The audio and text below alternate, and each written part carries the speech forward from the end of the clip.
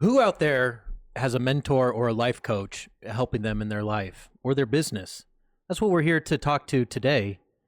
Mentorship, and life coach. Conrad Schubach here. Dylan Wilson. Hilton Kill. Jorge Baide. And Scott Carley. Scott, thank you very much for joining the podcast. Can you give us a brief introduction about yourself? Yeah, my name is Scott Carley, and my brand is the Change Energizer.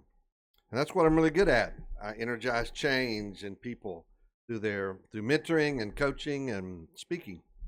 Wow. How on point for the topic today that we have you here. So this will be a very fun episode to pick your brain about the ins and outs of what you do and the inner workings of life coaching and energizing people's lives. That works for me. Good. It's almost like it was tailor-made for you, this episode. Almost as if. You just wanted it. Just Yeah. had to have it. Coincidence, man. I think we're starting Checks to in get the mail. like yes. Mhm. I think we start to get like specialists on topics. Yes. It sounds good to me. And why not? Yeah. Why not? Well, today we're smoking on the Monte Cristo 1935 anniversary. This was 2024's number 2 ranked cigar, where yet last week I wasn't here, but y'all smoked My Father the Judge, That's right. which was ranked number 1 cigar. So I thought we would smoke number 2, give it a try, see how it compares. Maybe someone will like it a little bit more, someone will like it less. Are we getting fancy here? The price of these? Yeah, I'd say we're getting fancy here. Okay. Well, that's good. Let's see. Yeah, changing up things a little bit. I'll also mention I'm pairing this with a beer and picanha.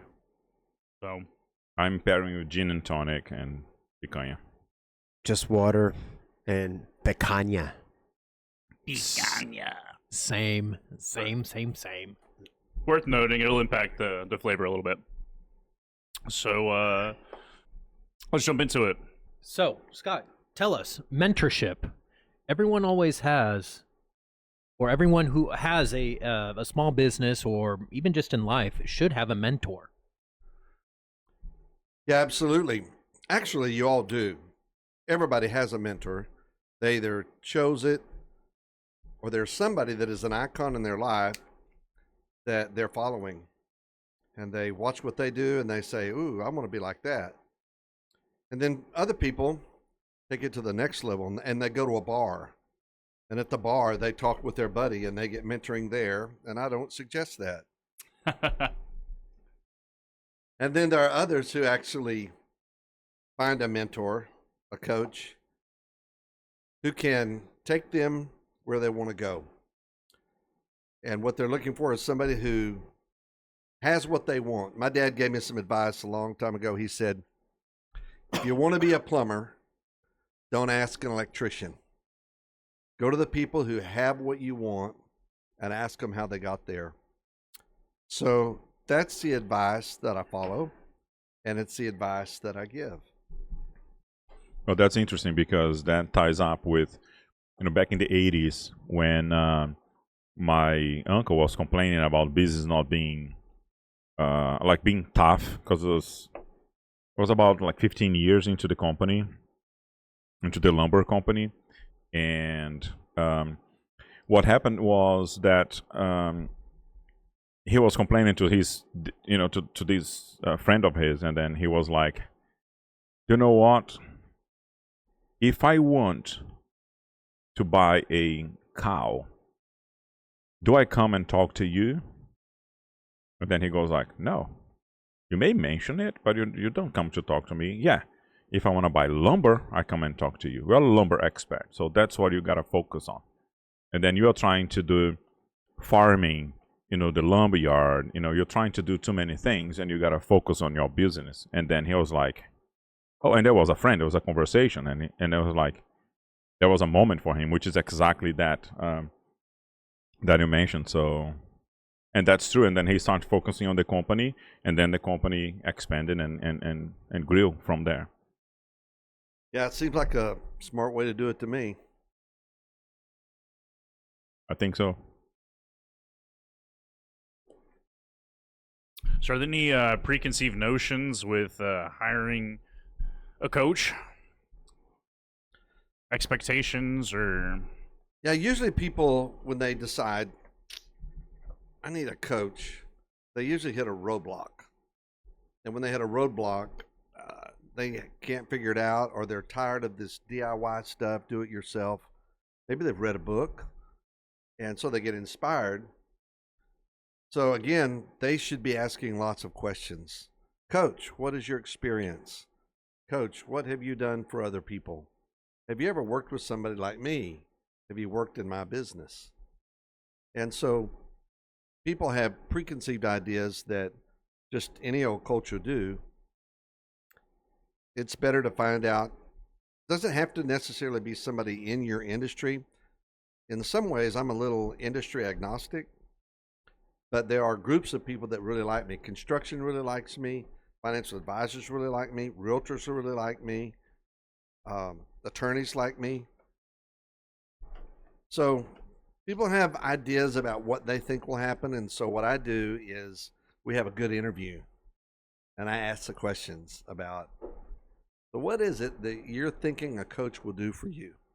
Scott, can you give us the difference between coaching and mentoring? Do you feel there's a difference between those two terms? How would you use those terms for a client?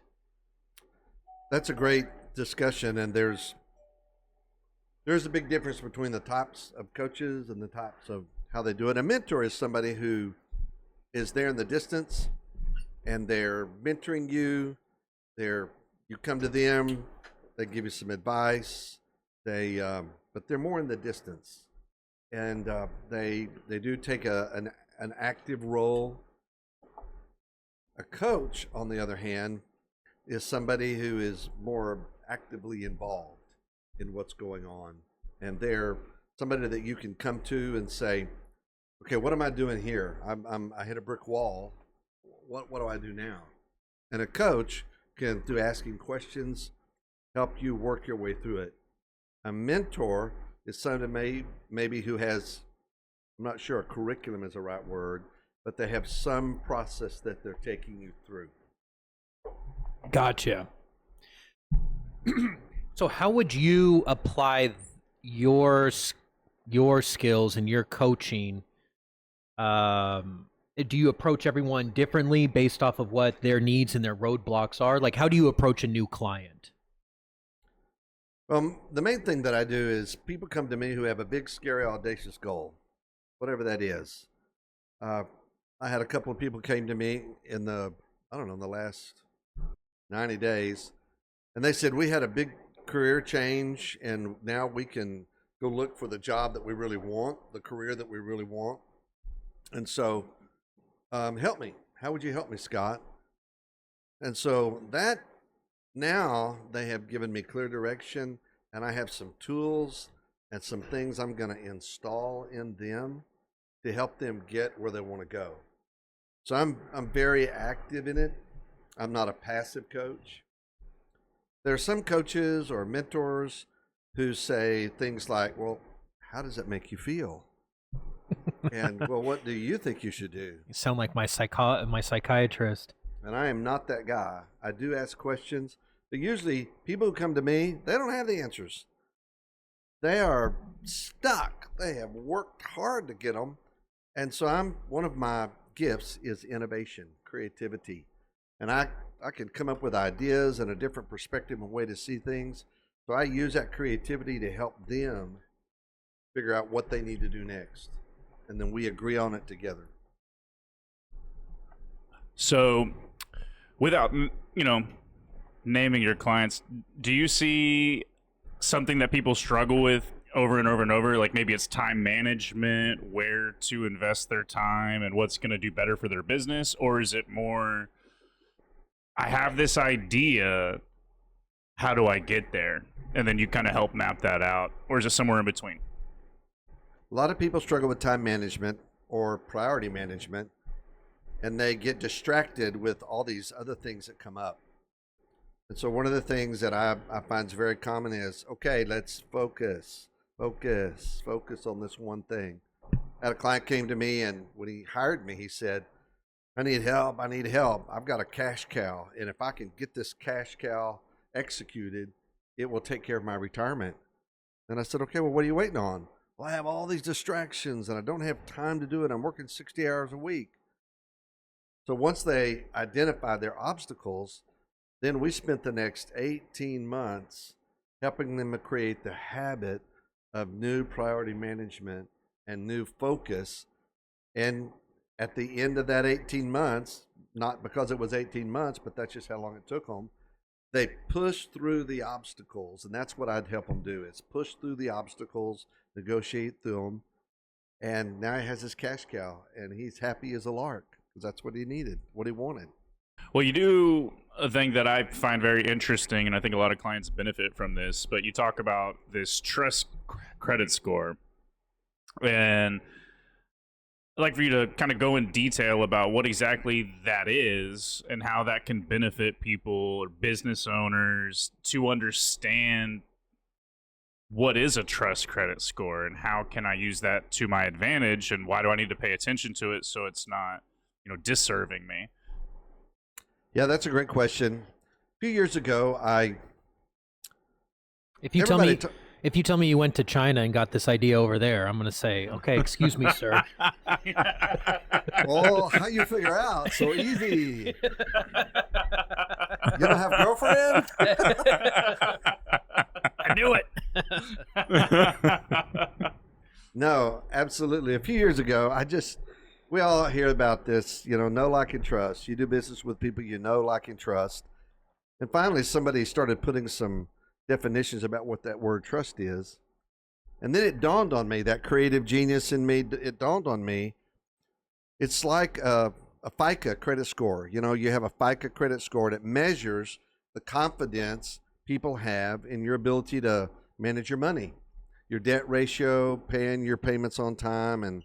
And so there are some, 7 or 8 boxes that you check off that help to identify a high or low trust credit financial credit score. Well, consciously or unconsciously, you have a trust credit score, and it measures the confidence people have in your character and your expertise. And those 5 areas are, and the 5 ways that they measure that is, number 1, in your body language.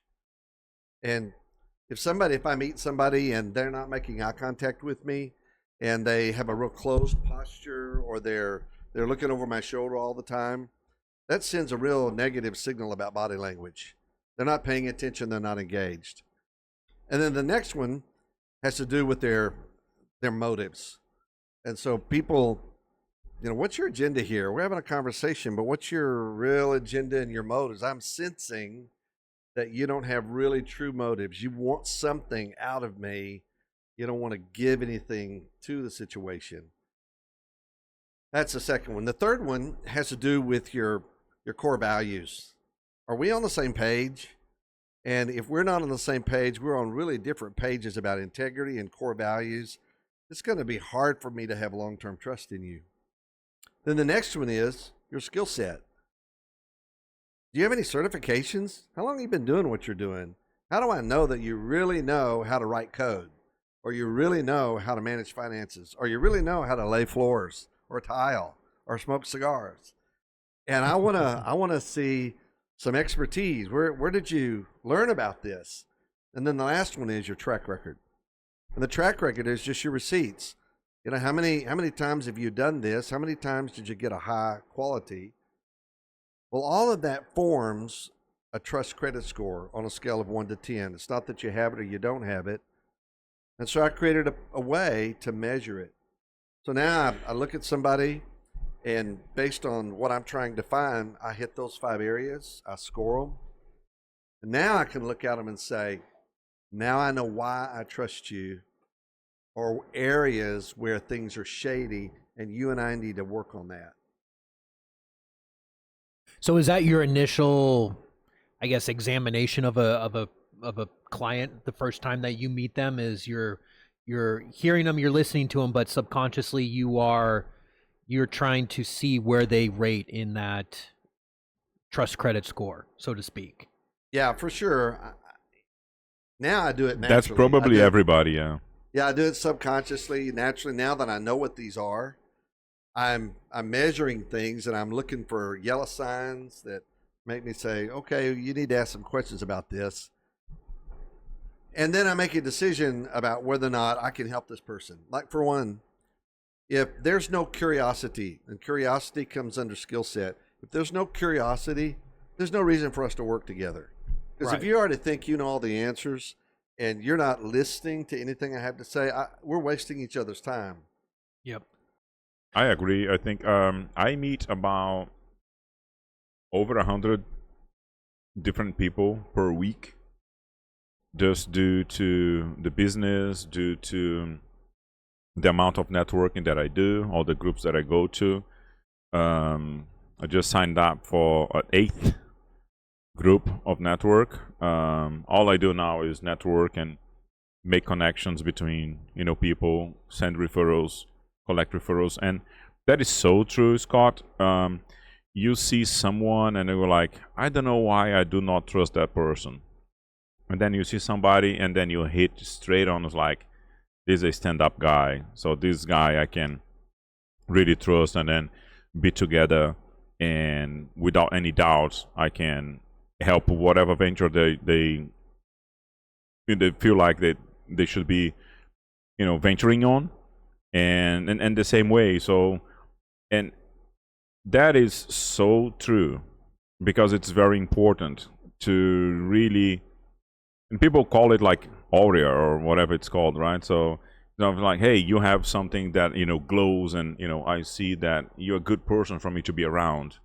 And some people just like, for some reason, you don't. You're like, I don't know. It seems a little dodgy. Yeah, or maybe you have a really good feeling about them emotionally and personally. Their character is really great, and you think, oh man, this is a great person. I'm going to invest in them or buy their product or services. But then you find out that their skill set, they said they could do one thing, and the trust credit score is based on behavior, not what you say. And that's why it takes weeks and months to develop a high trust credit score, because I have to see you in action. Somebody said one time, I love this statement, your actions speak so loud, I can't hardly hear what you're saying. I like that's good. Yeah, I like that. It's incredible to me, from what I'm hearing too, is how first impressions it can be turned. It can be turned. It can be turned, but for the most part, everyone is judging a person based off of first impressions. You only have little 5 minutes, 20 minutes, 30 minutes, however long the period is to meet that person. But at the same time, that first impression speaks louder than deep down of who that person is or what you think you know. Oh yeah, for sure. These few people that came to me recently about wanting to change their career, both of them wanted a high-level executive position. They wanted a 6-figure income. They had the qualifications, and so I coached them about how to use the trust credit score along with their own natural giftings to say the right things in the interview. So instead, they interviewed the person that was interviewing them, and they answered the questions in a way that validates the trust credit score. Both of them, in less than 90 days, got 6-figure jobs in senior partner level positions. And one of them, it was $250,000 a year. And they came back to me and said, I would never have been able to do this without some of the guidance that you gave me, because I didn't know how to articulate the things that they needed to hear.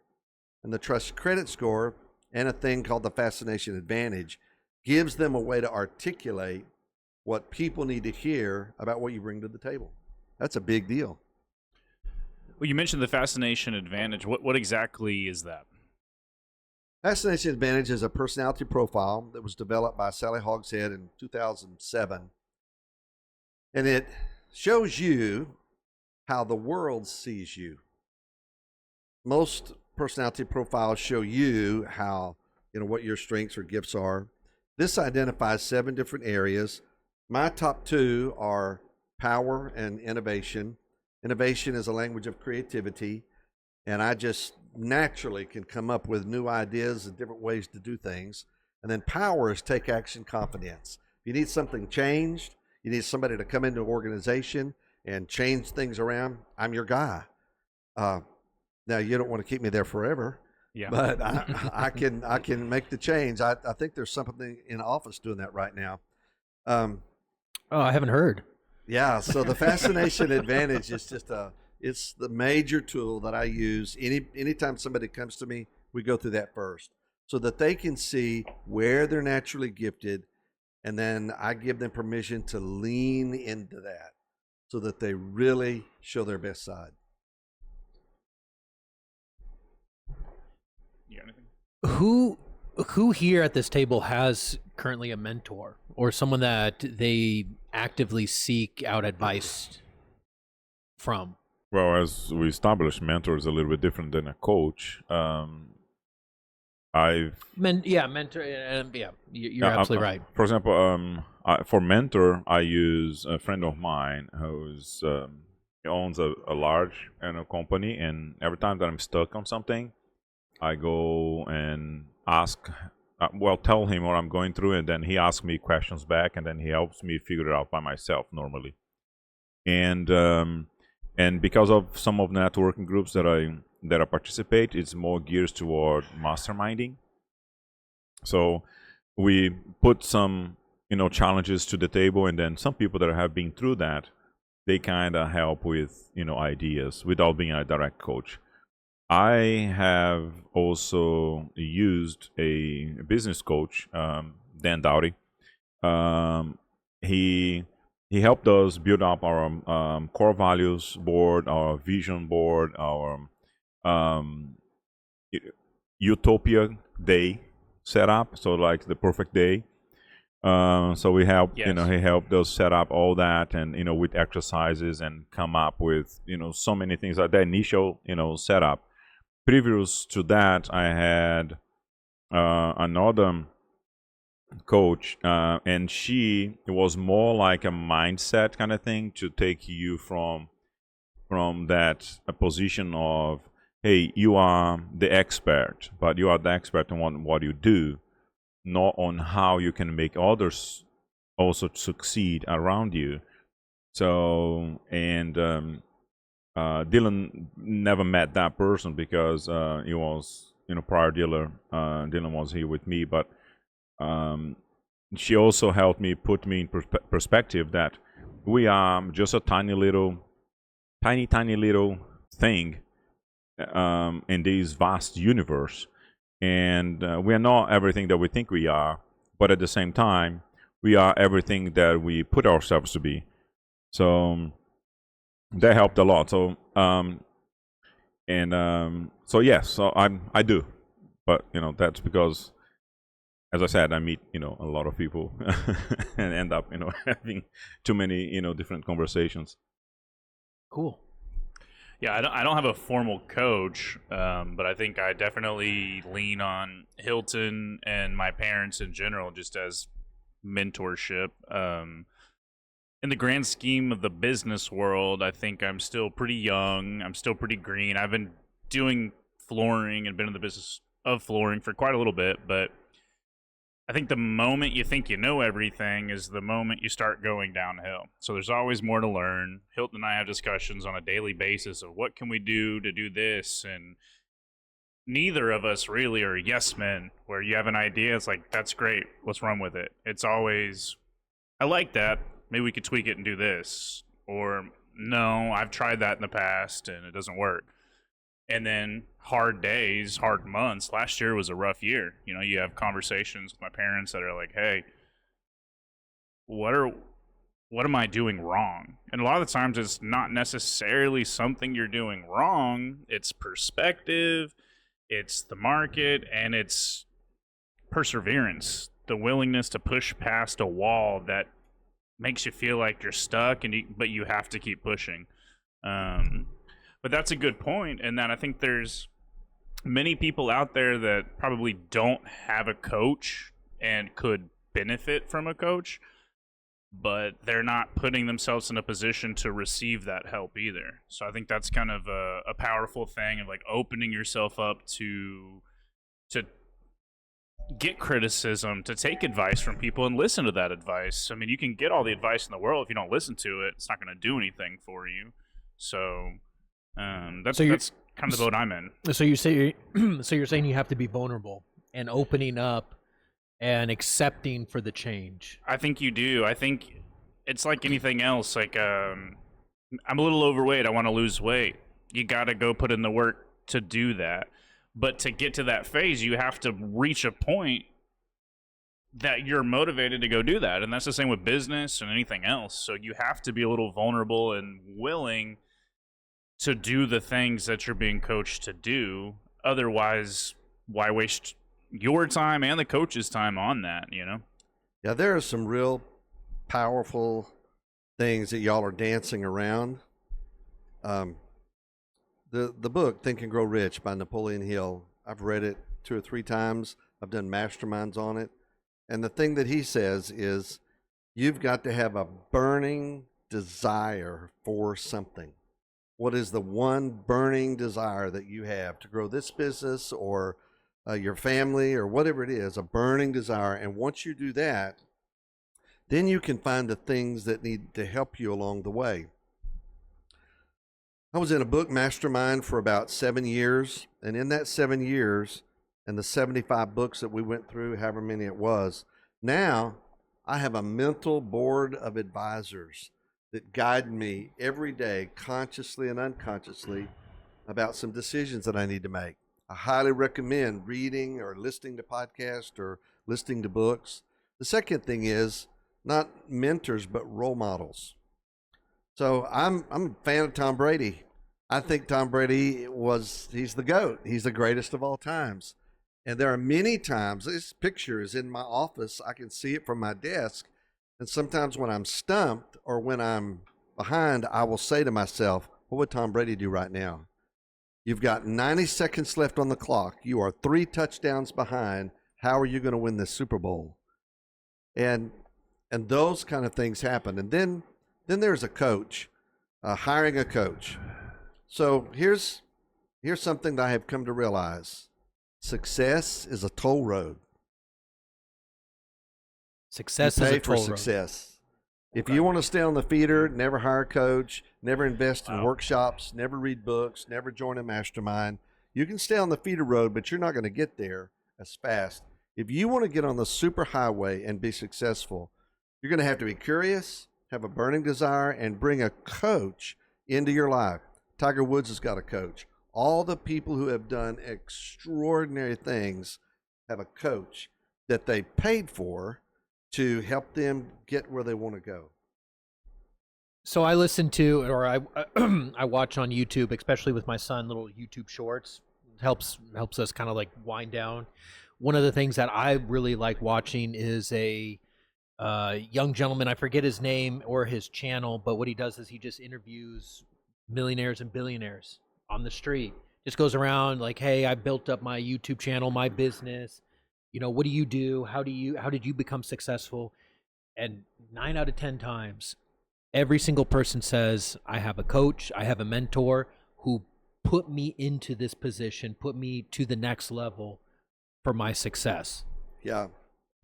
Dylan, you mentioned something a while ago, too, that's really critical. You said, if you say you want to lose weight, okay, well, then you got to do the work. A lot of people just need an accountability person so that they know Absolutely. that, so did you do your homework? Did you do those visits? Did you do what you said you were going to do? No, I didn't. Okay, well, and I give people a thing that I ask them to do every day. What are your top 5 priorities for today? And what are your top 2 issues that you need to work through? And when you get into that habit of every day, these are the top 5 priorities. I may have 20 things to do, but these are the top 5. And these are the 2 issues that are keeping me from hitting those top 5. So how am I going to resolve those? That little thing is what helped Brentley be able to get that cash cow done. was we identified the obstacles and then I held him accountable, and it worked. That's really interesting. George, what about you? I took notes of a lot of things here. I think I would start saying from something he mentioned, right? Which is we all have coaches, mentors, consultants, tutors, facilitators. It does, like whatever you call it. For example, for my business, I have 2 or 3, but we use it for different reasons, right? Sometimes it's tactical, sometimes it's strategic, sometimes it's temporary for a specific situation. I have 1 or 2 that I use it for continuous learning because everything is changing so fast. We do have to have this person because I don't have the time to do my craft if I try to get updated with all the AIs that are out there or whatever. So I think the fact that we use WhatsApp, because my parents live in Brazil, right? And I control basically everything from here. So we have a psychologist that, helps with my mom, and then she reports to me how things are. Like I feel that I've been taught all these concepts of mentor. It's hard to say when it starts and when it ends. The nomenclature, I think it changes, according to how you see that. So yeah, I do have it now that I'm revisiting my brand, my personal brand, and the school's brand, right? To create an identification, right? I'm consulting a lot of people. And then I see that via they all provide my KPIs, all the indicators for this and for that. I do that. I feel that I do that every day, especially because part of my job, my job description is a facilitator. I am a facilitator. So that's how I prefer to be called, which is in our field. That's something I would approach with you, which is education. There is a lot of resistance with the word coaching. Everybody's coaching, everybody's mentoring, everybody. So one of the questions that I prepared here ask you is, number one, like how can the companies somehow have KPIs in order to hire a mentor, in order to hire, how do we know that the coaches, consultants, whatever we want to call it, how do we know it's going to be relevant and it's not just charlatans, which is, I think there's a lot out there, right? And number 2 is, how about the transition from, for you, how was the transition from, or have you ever been like for the whole time a mentor or a coach, or you worked for a company before, and then how did you feel? What was the moment you felt like, okay, I think I have to become this is my craft, this is my vocation, Calling, right? My calling, right? My vocation. So how did you feel? Like, how was this change? How did this change happen?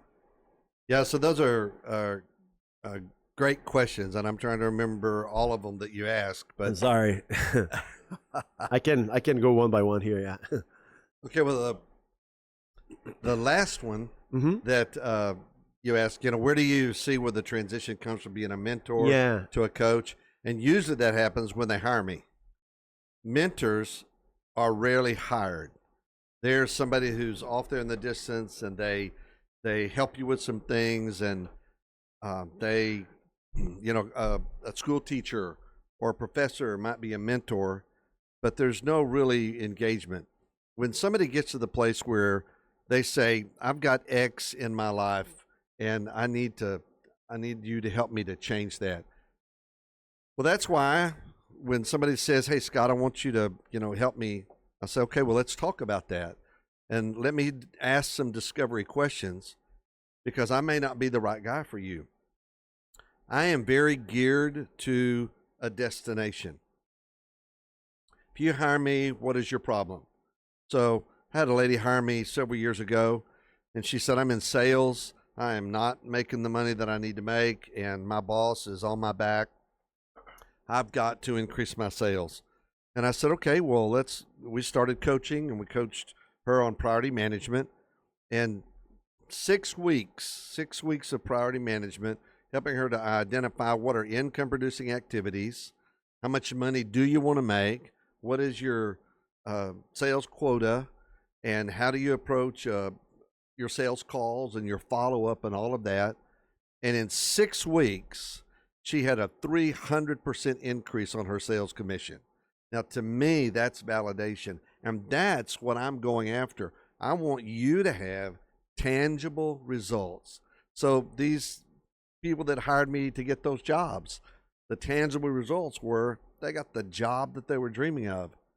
I don't like to just coach people just to make them feel good.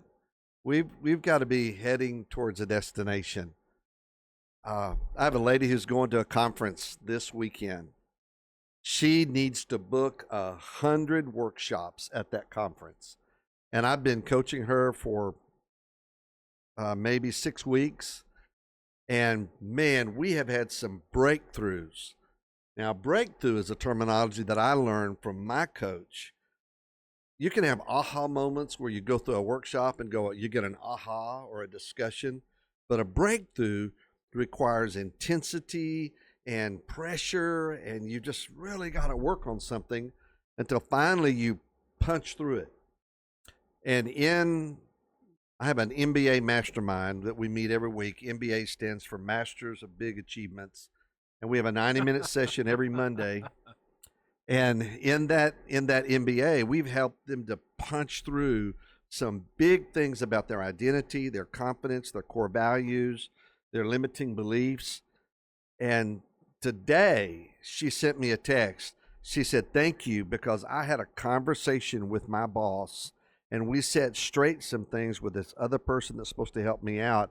I'm going to blow the doors off of that conference. I feel so confident about booking those 100 workshops. So I don't know if that completely answers your question, but I'm very goal-oriented. Well, we got to be careful with all these new groups and names because pretty shortly here, Hilton's going to end up in like 15 groups. He's currently in 8, but I think MBA, he's gonna listen to that and be like, man, that's another thing I could benefit from. Sign me up. Sign him up.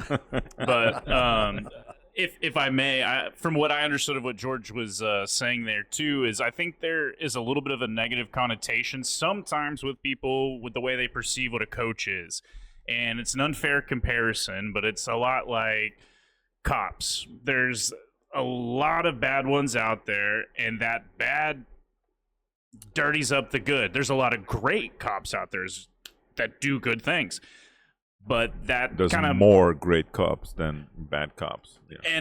But just a little bit of the bad muddies up the water. So in that, I think some of it's like qualifying yourself is one thing, but basically, what was your transition into even becoming a coach in the first place? Did you, as a high schooler, you go to school and you thought, this is what I want to do? Or did you have a breakthrough or aha moment that was like, this is my calling? And even to make it easier, like remember your first client. How was your first client? How was it, the approach? How did you sell it? How was, like, I think it's easier to visually see that. Yeah, y'all just asked a really loaded question. Yeah. Haha. Sorry to put you on the spot. All my formal training is in theology. Okay. When I got out of high school, Theology. I went to a Bible That was college what in I'm Houston. looking for. I went to a Bible college in Houston and then transferred to a Bible college in Stockton, California, because I had a calling to be a minister to help people find God, but then to help them build their lives. Well, when I got out of college in California, I became a youth pastor in LA. Then I was a youth pastor in Central Louisiana. And then I started traveling as an evangelist, which means in my denomination, we just went from church to church and, preached. Well, immediately it was obvious that I was gifted in organizational leadership. So a lot of churches are mom and pop organizations. And so I would go in and I would help them create their flow chart and their departments, and I got a reputation for that.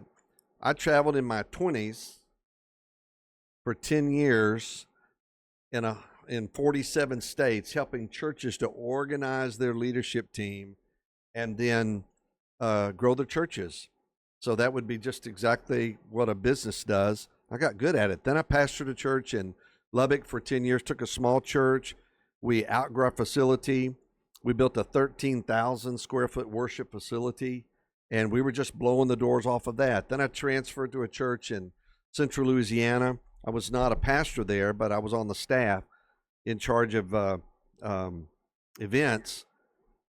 So my whole career has been helping people work on themselves and get better at what they do, and helping churches, which are businesses, figure out how to be the most efficient and the most productive. And so that's what I do now. I just do it for people. Now, I don't do very much individual coaching anymore because I got burned out on it. And that's where I started my MBA mastermind. So if somebody wants me to coach them, you join my MBA mastermind. And we don't call it coaching, we call it a mastermind. And we meet together every Monday for 90 minutes. And then anybody who is in that can book me for a one-on-one facilitation so they can take the stuff that we have into a deeper level. And right now, I've got a boatload of people who are just knocking it out of the park because they have a community where they can, bring their issues and get them resolved. But then I have a curriculum based on the things over 4 quarters that I think businesses need and entrepreneurs need and corporate people need to make themselves and their businesses successful. That answer your question? It does. Thank you. Do you remember when And you hopped into... Sorry, I was saying, and I think it does answer George's question as well. I hope so. Which one of George's questions? All 7? Oh, yeah. Yeah. That's always the fun. It's like, I've got a few questions for you. I'm going to tell you them in this order, and I need you to repeat it back to me. It's a hard challenge. But I have a note taker who will do that for me. I'll preface this with when I got into sales, I do not remember my first customer, and I don't remember my first sale. But it is a valid question. Do you remember when you got more focused into coaching your first client and how that all went, or is it just? I know you know so many people that I don't remember mine. One of my first clients was a construction company, and the owner was a friend of mine. And I just was good at time management. When I was a pastor, I was preaching 4 times a week and taking care of a lot of other things that I had to block my time and manage it. So I read some books on time management, created a workshop on it and some coaching. But my friend who owned a construction company, he said, I want you to come in and coach all my superintendents. And so, do a workshop and then coach them. And I did. And it was so cool to watch them respond. So how did I close that deal? His name was Rob. And Rob said, my guys are great. They're smart. They know what to do. But, man, their time management is horrific. And they're scattered. They're pulled away. So the phone rings and they're pulled away. And somebody comes in, they're pulled away. And I need them to stay focused. Can you help them? So I learned to ask some discovery questions. And by asking discovery questions, then I could find out exactly what problems are you hoping that I can fix. And if there were problems that I knew I could fix, I would say, I'm your guy. If there were problems I knew I couldn't fix, I would say, I'm not your guy. I don't do technical things. I don't do things that require a lot of detail. Anything I make, I simplify the process. I take all that stuff that's out there and I simplify it. And I found that that's what a lot of people need. They need to get out of all that complexity and bureaucracy and simplify things. So That That's out having a actually, drop. yeah, that actually kind of also goes really well with the what normally people say, find a niche and focus, for some businesses. And so one of the things that we are really focusing right now, it's on every single network event that I go to, when they say like, what is the best referral partner for you? And it's like the best referral partner for us, after going through this process of trying to identify really the best sale, is an interior designer, because we are so good to help interior designers to come up with the flooring that the customer need. And when we are in the room, the customer selects the floor immediately. And we just have an example right now that since November, this interior designer has not put us in front of the customer, and it has not closed yet. And you have all the examples that interior designers tried to close on the flooring, and they go like, I give up, can you guys come? And then we go, and on the day the floor is selected and the deal is done, they can move on to other things. It free up time. So yes, so focusing and having a niche and exactly that, so it does help you. Of course, there's some people that, hey, can you do this floor? And it's not an interior designer, getting like a high-end floor. Can you do like a property investment kind of flooring? Yeah, we do have access to that. And I was specialized on that before. So yeah, we can do that because I know how to do that easy. So and then we go that way. But yeah, focus and niche, that goes with what you're saying. It's one of the most important things. Yeah, I was just noticing up here, my brand is the Change Energizer. And that brand describes how the world sees me. I energize change in people. Everybody says they want to change, but they don't really want to.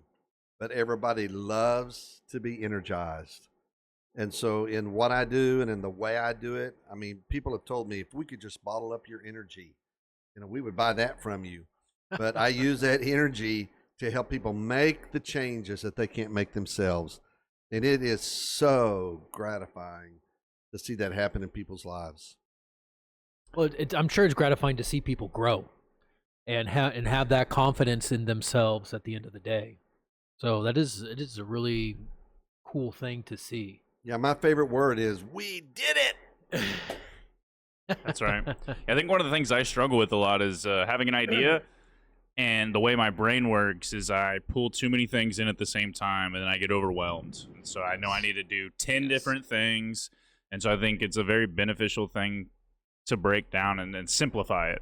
So, of course, doing this requires a lot of extra steps, but it's this, then it's this, and you create a procedure, and then you fill in the rest as you go. But I find that I stop myself from progressing by getting too caught up in all of the steps that are necessary, that sometimes simplifying stuff is what will help me even start the process, because I get too bogged down from the front. Overthinking happens a lot. But Dylan, I've watched you at a distance and up close, and I really was blown away and admired that when you moved out and you got a house and got 3 or 4 guys to rent rooms from you. And I'm thinking, okay, this is brilliance. Who does that at his age? And it was just so cool the way you had a natural ability to figure out how to solve problems. Some people are more gifted in that than others. If you're not gifted at that, ask for help, because it's out there. So bravo to you. And I feel like that's such a stigma, especially for men, to reach out for help.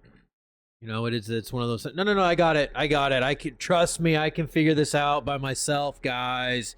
I got it.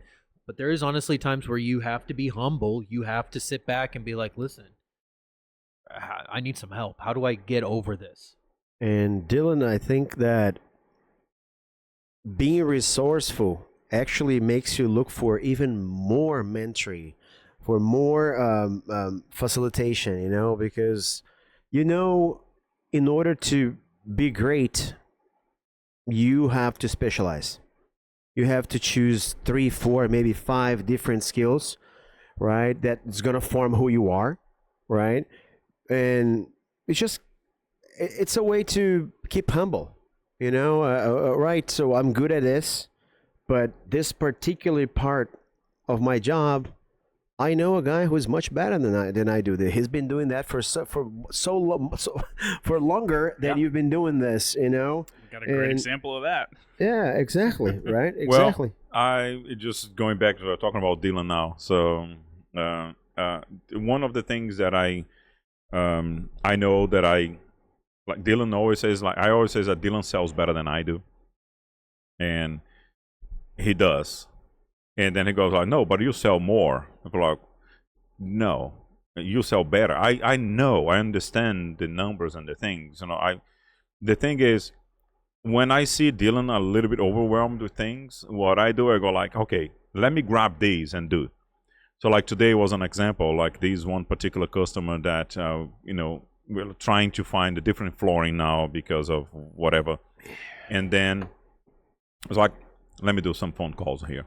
And then he's dealing with all the things, and I'm even though like I'm driving to get to an event, network, and meeting and whatever, and then I'm on the call, calling people around, and then getting deals done and getting organized things done, just taking off of his plate. Some of the to-dos that I know that just takes him off of what he's good at. I identified because I know his strengths, and then I'm like, okay. There was one event that we went to a neighborhood, and then Dylan was like, Hilton, I'm just going to stay here. It's like, okay. And I know that he's good at talking to people, and I'm good at grabbing people. I can get in any crowd, and I can talk to anybody. So I grabbed 100% of the people that were there, even the photographer. He came to talk to Dylan. Because I was like, I grab, bring it over, talk a little bit, I'm off. And he's having a conversation. I go, grab another person, bring it over, that person is gone, and then he's talking to another person. He did not move like 2 steps from where he was, but he did talk to 100% of the people there. So because I know the things I'm good, I hate starting things. And when I see that Dylan is like, overwhelmed with things, I go like, okay, I'm gonna start, even though I don't like starting it, but I go like, I'm starting this, and I get out, and then I go and do and I come back, hey Dylan, this is the thing, and then That's he goes partnership. like, That's what partnership is supposed Yes. to be, where you use where you're gifted and you support somebody who's gifted in another area, and together you're unstoppable. I mean, Tom Brady was awesome when he had Gronk. And when Gronk was out there running and he could throw to him, man, they were making touchdowns left and right. But when he lost Gronk, then he had to find somebody else new. And so teamwork, if you do the physics on teamwork, you can do so much more with a team and with people. Even if it's just 2 people, you can do so much more when you recognize somebody's gifted in some area and other areas that's not where they're gifted. yeah, I think there's a lot of power in identifying strengths and knowing you're good at this, you're good at that, dive into it. But the flip side of that coin, too, is I think a lot of growth individually comes from becoming comfortable in uncomfortable situations, because that's what keeps you progressing. And I think that's a lot of what happened there, too. There's certain circumstances I'm in, we're like, I don't know that I want to do this, this, and this. And he's like, okay, don't worry about it. I'm going to bring it all to you. So He's a talker. When he gets going, I mean, you can't shut him up. And so you just have to get him on that right flow, man. And he is off. I am guilty of that. Liquid courage is a thing. I talk a little, and I talk a little bit more than Dylan, to be honest with you. Well, Scott, thank you very much. It was awesome. I think we've learned a lot. Hey, well, thank you. I've enjoyed this. This has been great. Y'all are doing a cool thing. This is Thank you. cool the way you're doing this. I love it. I think Thank this is you. only like a fraction of the conversation we can hop into with you as well. So I'd love to have you back on another occasion, and we can dive deeper into other topics. But yeah, thank you so much for coming, and I look forward to continuing this at some point. Yeah, thank you very much. I think we have a dead set moment that Scott can come when his book is out. I'm gonna leave it at that. Dun dun dun for the next I like it. episode. Dun, dun, dun. Ladies and gentlemen of the audience, thank you so much for watching. Please make sure to check out our other video where we review the cigar, the Monte Cristo 1935. Other than that, thank you for watching. Scott, again, thank you so much for coming Thank onto the you. podcast. Yeah, thank It's you. been a great pleasure. Until next time. And for those of you that made it this far, if you could, we'd love it if you could please leave a like. Comment. Subscribe. And share with your friends. Bye-bye. Bye.